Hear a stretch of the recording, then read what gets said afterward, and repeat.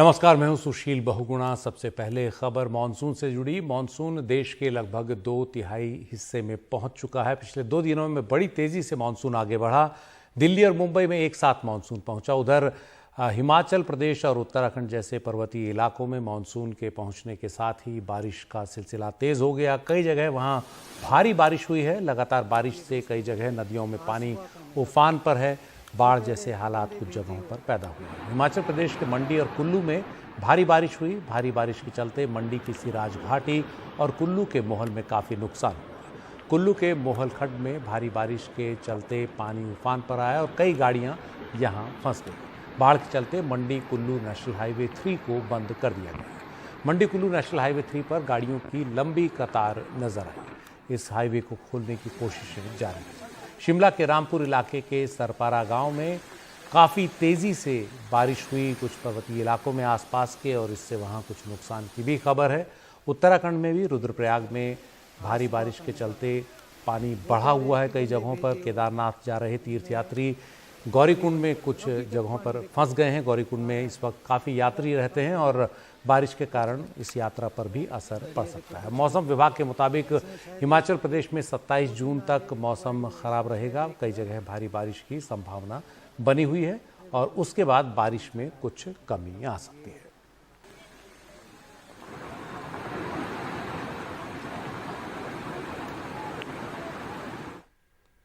और अब आपको दिखाते हैं हरियाणा के पंचकुला की तस्वीर। यहाँ भी भारी बारिश के चलते काफ़ी जगहों पर जो है पानी सैलाब की तरह बहने लगा।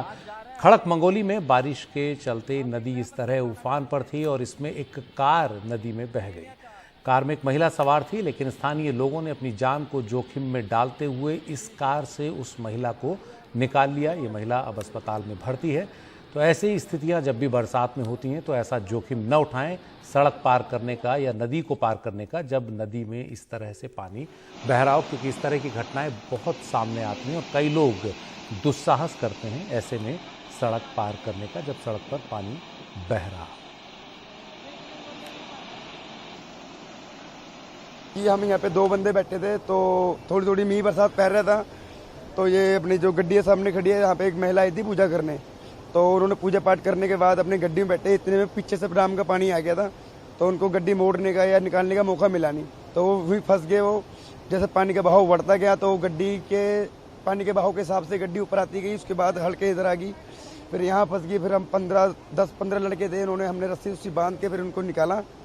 बाकी अपने जो भी कर्मचारी थे सारे लोग आए थे, बाकी हम नहीं करा जो किया था। इधर दिल्ली एनसीआर में मानसून अनुमान से 2 दिन पहले पहुंच गया और इस वजह से दिल्ली एनसीआर में कई इलाकों में भारी बारिश भी देखी गई। हल्की फुल्की बूंदाबांदी भी कुछ इलाकों में हुई है। इस बीच नई दिल्ली रेलवे स्टेशन पर एक लापरवाही के चलते एक महिला की जान चली गई। साक्षी आहूजा नाम की ये महिला सुबह 5:30 बजे नई दिल्ली रेलवे स्टेशन पहुंची थी और उस वक्त बारिश की वजह से पानी भरा हुआ था। वहां उन्होंने पानी से बचकर चलने की कोशिश की तो एक पोल पर हाथ लगाया और उस पोल पर एक नंगा तार बह रहा था जिस पर करंट था और इस वजह से इस महिला की वहीं पर मौत हो गई। मेरे इन-लॉज, मेरी वाइफ, मेरे बच्चे सब वंदे भारत ट्रेन से न्यू दिल्ली रेलवे स्टेशन से चंडीगढ़ के लिए रवाना हो रहे थे। स्टेशन की एंट्री के वक्त वहाँ पे इलेक्ट्रोक्यूशन हुआ और डॉक्टर्स ने उसे डेड ऑन अराइवल घोषित किया। इट इज़ वेरी सरप्राइजिंग कि हमारी कैपिटल में, वो भी न्यू दिल्ली रेलवे स्टेशन जो दिल्ली के हार्ट में स्थित है, वहाँ पर बेसिक अमेनिटीज़ नहीं हैं। तो रेलवे इस मामले की अब जांच करा रहा है। बारिश के दौरान ऐसे हादसे होने की आशंका काफ़ी ज़्यादा रहती है, इसलिए ऐसे में जो पोल हैं उन पर हाथ नहीं लगाना चाहिए। उधर मुंबई की बात करें तो मुंबई में मानसून 2 हफ्ते की देरी से पहुंच गया है आखिरकार और पहली बारिश में बीएमसी की पोल भी खुल गई है। मुंबई के कई निचले इलाकों में पानी भर गया। विले पार्ले और घाटकोपर में कुछ मकानों को भी नुकसान पहुंचा, कुछ हादसे भी हुए।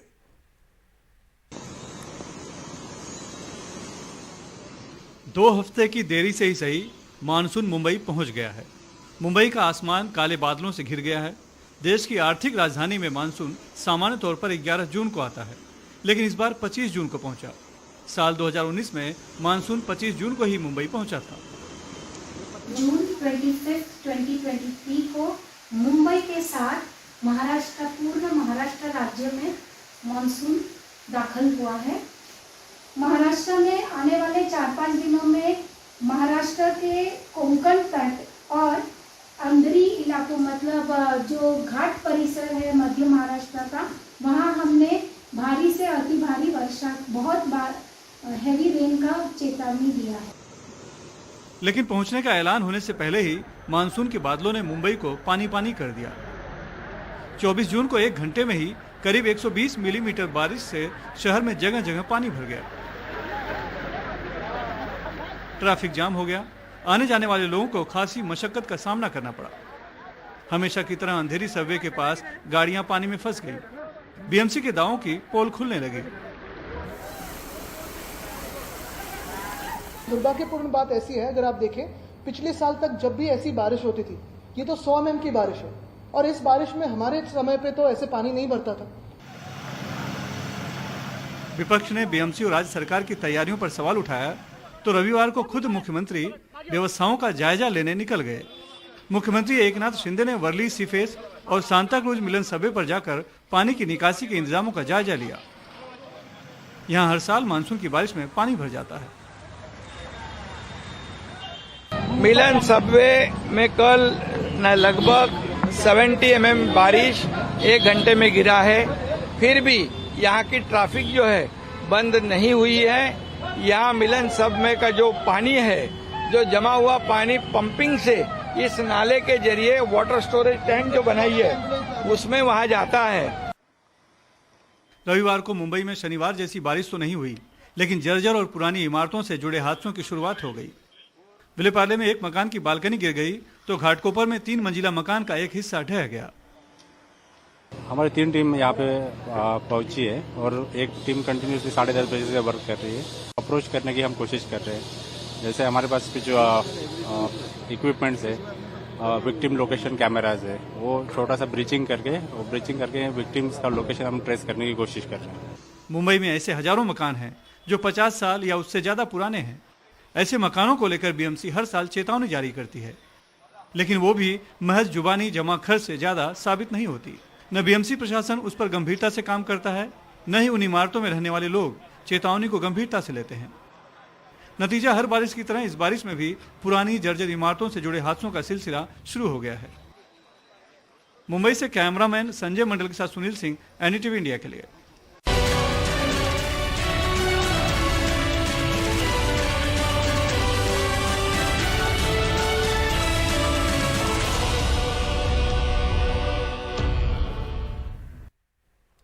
अमेरिका की यात्रा के बाद प्रधानमंत्री मोदी मिस्र के दौरे पर गए। भारत और मिस्र दुनिया की 2 सबसे ऐतिहासिक सभ्यताओं में से हैं, जिनके बीच हजारों साल से सांस्कृतिक व्यापारिक संबंध रहे हैं।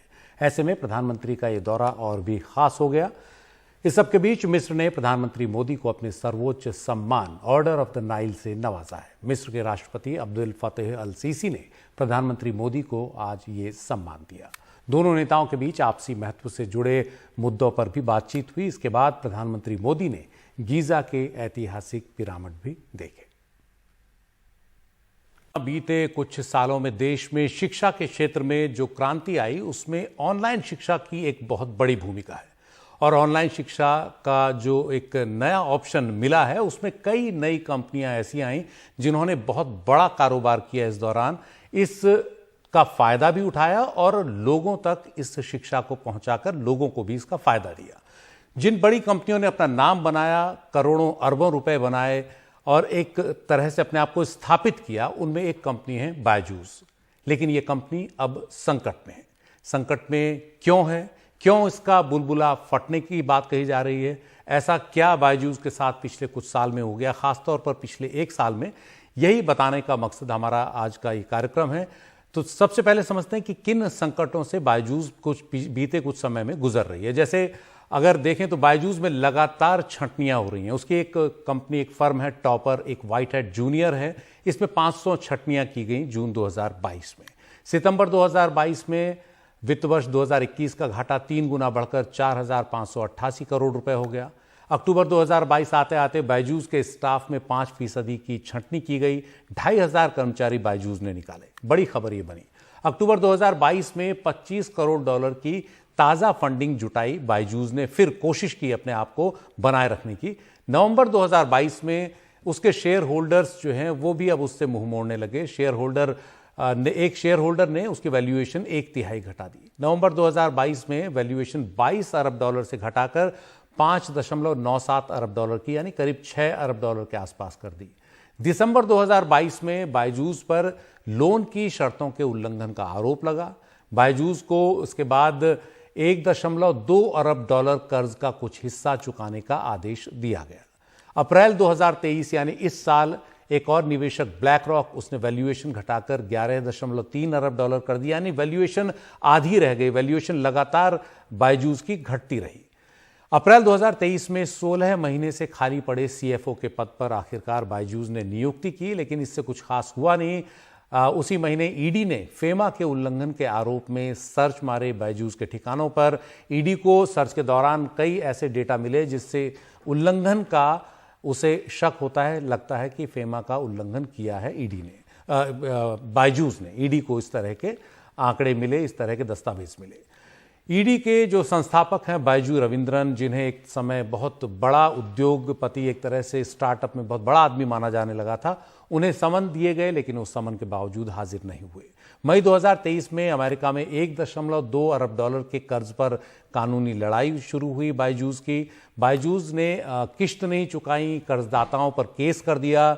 जून 2023 में बायजूस ने आकाश का, जो उसने एक टेक कंपनी खरीदी थी, उसके IPO का ऐलान किया।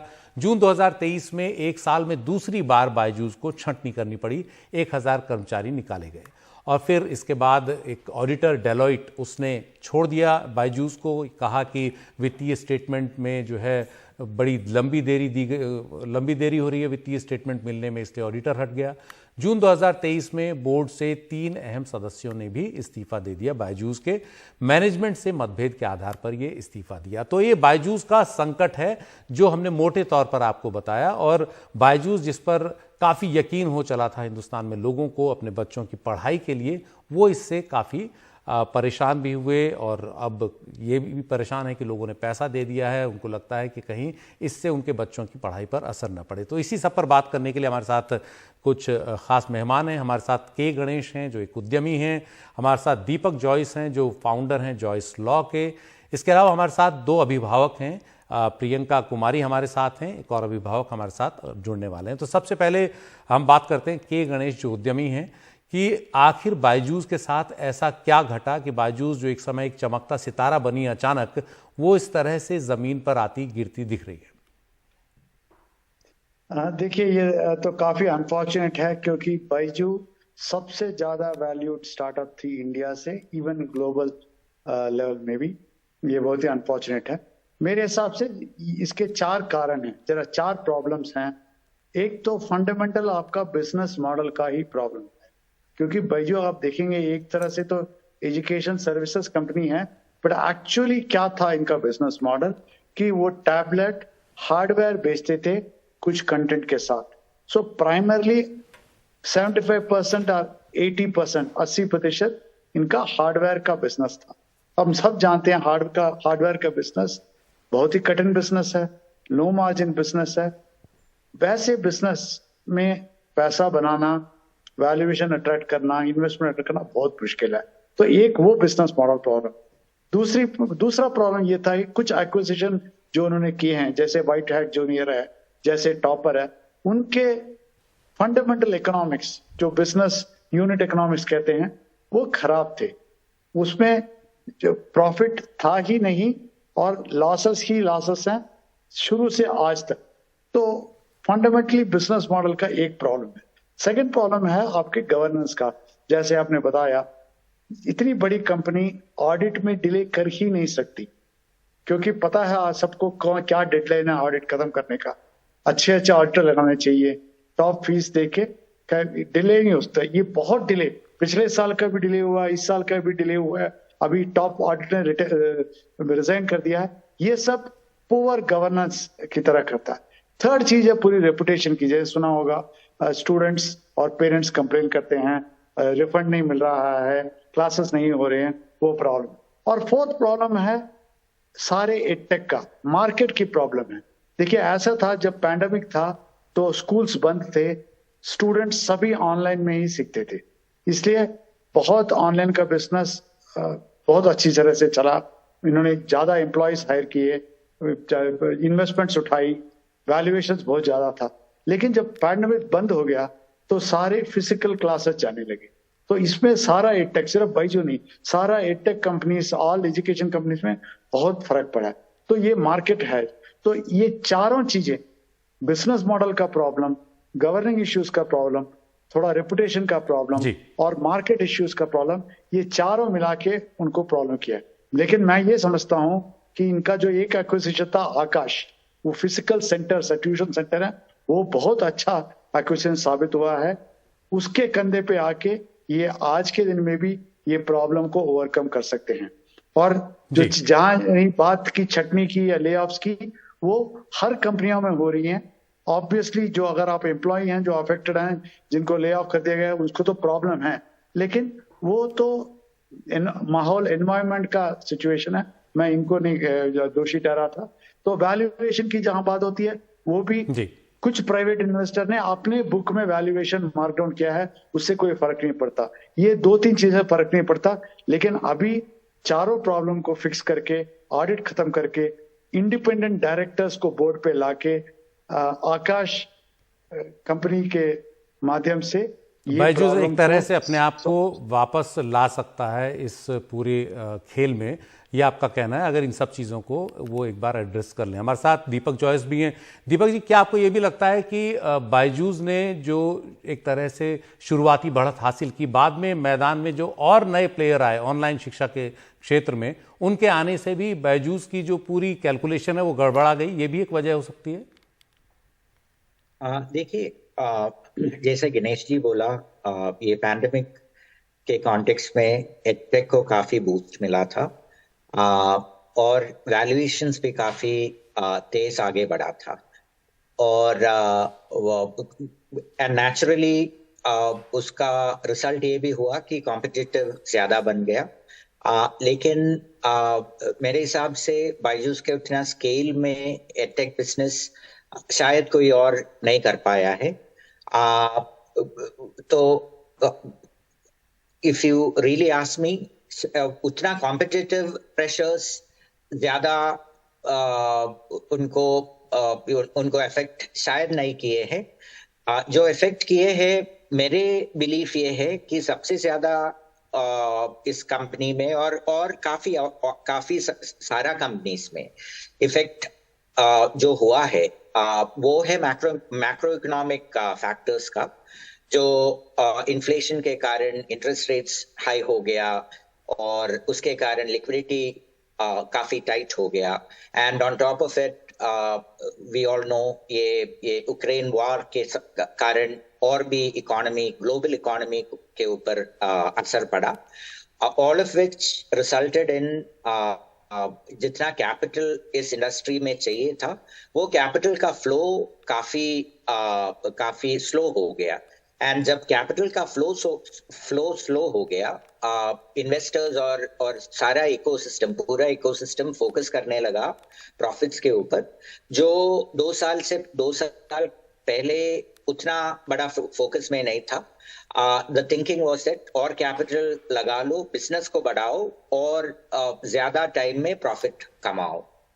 तो अभी माय असेसमेंट इज कि काफी सारा कंपनियों में, and Byju's is no exception, एक बहुत बड़ा प्रेशर आ गया है कि प्रॉफिट्स दिखाने का और प्रॉफिट्स कमाने का, जो उनका बिजनेस उस तरह कैलिब्रेटेड शायद नहीं था। तो उसके लिए उसका पेन हम देख रहा है मार्केट में, including in the case of Byju's.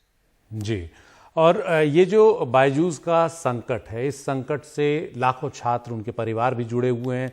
अभिभावक भी परेशान है, छात्र भी। एक तरफ ये लग रहा है कि पैसा फंस गया, दूसरी तरफ बच्चों की पढ़ाई की भी चिंता है। हमारे साथ ऐसी एक अभिभावक हैं, प्रियंका कुमारी। प्रियंका जी, आपको क्या लगता है कि बायजूस को आपने एक तरह से अपने बेटे की, अपने बच्चों की पढ़ाई के लिए लिया, तो अभी आपको क्या लगता है, क्या आपको ये जो संकट कारोबार पर बायजूस के पड़ा है, उसका असर बच्चों की पढ़ाई पर पड़ सकता है? हाँ, बिल्कुल पड़ा है। एक्चुअली क्या है, उनका जो टीचर्स के हैं वो ट्रेंड नहीं है, वो मीन्स बच्चों के अकॉर्डिंग नहीं है। अगर they are like lecturer, so they have to train, then they will able to teach a student. Hello जी जी, मैं आपको सुन रहा हूँ। मीन्स वो जिस तरीके से पढ़ाते हैं, वो उनका पढ़ाने का तरीका जो है वो थोड़ा सा मुझे प्रॉब्लम हो रही है, जिससे बच्चे बहुत फास्ट पढ़ाते हैं, जिसकी वजह से उनको समझने में दिक्कत होती है। जी, तो आपको लगता है कि इसका असर कहीं ना कहीं जो टीचर्स बायजूस ने हायर किए थे उनके स्टैंडर्ड पर भी पड़ा है। और अब गणेश जी, आप जानते हैं, आप काफ़ी एक्सपर्ट हैं इस तरह के स्टार्टअप्स के, बहुत सारे नए स्टार्टअप्स आए हैं और अच्छे टीचर्स के लिए खींचतान है सभी के बीच में। तो कहीं ना कहीं बायजूस के हाथ से अच्छे टीचर्स निकले हैं इस संकट की वजह से, और जिसका असर कारोबार पर पड़ा और ज़्यादा। हाँ, दो चीजें हैं। एक तो क्योंकि बहुत से स्टार्टअप आए हैं और अभी स्कूल भी खुल गए हैं और ऑफलाइन ट्यूशन सेंटर भी खुल गए हैं, सो टीचर्स वहां भी जाते हैं क्योंकि वहां पे आपको सैलरी बेटर मिलती है इन जनरल में, इसलिए वहां पे जाते हैं। तो इसलिए अच्छे टीचर्स को हायर करने में प्रॉब्लम है। दूसरी प्रॉब्लम यह है कि नेचुरल जो स्टूडेंट्स सीखने का तरीका है, फेस टू फेस है, वो चाहते हैं। वो उसके कंपैरिजन में ऑनलाइन में उतना ही इफेक्टिवनेस करना थोड़ा मुश्किल हो रहा है। जी, गणेश जी, हमारे साथ यूजीसी की सदस्य प्रोफेसर सुषमा यादव भी हैं। सुषमा जी, बायजूस का जो ये संकट है, ये छात्रों को भी सीधे सीधे कहीं ना कहीं प्रभावित कर रहा है, तो इसमें यूजीसी की क्या भूमिका बनती है? यूजीसी किस तरह से इस मामले को देख रही है? देखिए, जहां तक यूजीसी के देखने की बात है, तो यूजीसी ने अभी इसको किसी तरह से ऑफिशियली या किसी बैठक में या किसी समिति के माध्यम से टैकल नहीं किया है, क्योंकि ये संकट बायजूस का है। तो संकट यूजीसी तो नहीं डिस्कस करेगी, परंतु यूजीसी ये जरूर चाहती है कि ऑनलाइन एजुकेशन बढ़े। ये हमारी राष्ट्रीय शिक्षा नीति 2020 का भी हिस्सा है। So NEP 2020 did talk about having more online education, digital education को बढ़ावा देना चाहती है, डिजिटल यूनिवर्सिटी की भी बात हो रही है। लेकिन बायजूस का संकट जितना मैं समझ पा रही हूँ अभी आप लोगों ने जो चर्चा की उसके माध्यम से, और क्योंकि आपने मुझे इसके लिए आमंत्रित किया और वैसे भी ऑनलाइन एजुकेशन को हम देख रहे हैं यूजीसी में, उस दृष्टि से यदि मैं देखूं तो बायजूस का जो मॉडल है संकट का मॉडल अवश्य था। And Covid was an epidemic, it was a crisis. तो क्राइसिस के लिए वो आया था, परंतु वो भारतीय मानस को सूट नहीं कर पाया, या तो वो भारतीय मानस को समझ नहीं पाए।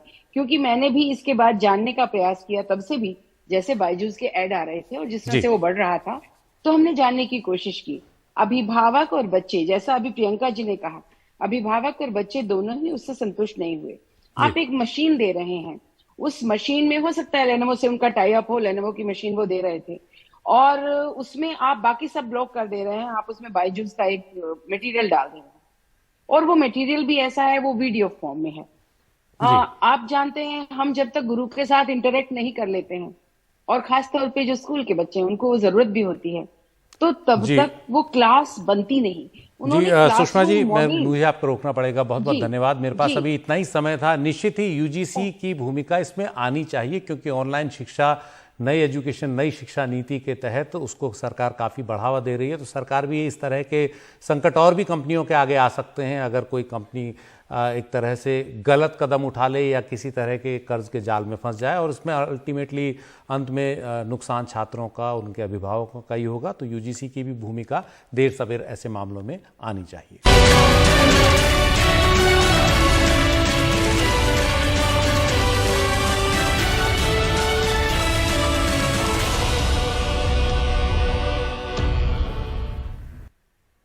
और अब खबर दिल्ली से। दिल्ली के सावित्री सिनेमा फ्लाईओवर पर आज एक तेज रफ्तार लैम्बोर्गिनी कार ने एक ऑटो को टक्कर मार दी। इस हादसे में 31 साल के एक इंजीनियर और ऑटो ड्राइवर गंभीर रूप से घायल हो गए। लैम्बोर्गिनी को राजवीर नाम का एक शख्स चला रहा था। पुलिस के मुताबिक वो विदेश में पढ़ाई करता है। कार में उसके दोस्त भी बैठे थे।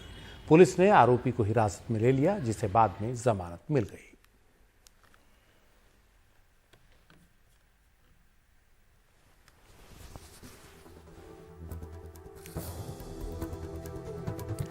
एनडीटीवी इंडिया पर खबरों का सिलसिला जारी है। नमस्कार।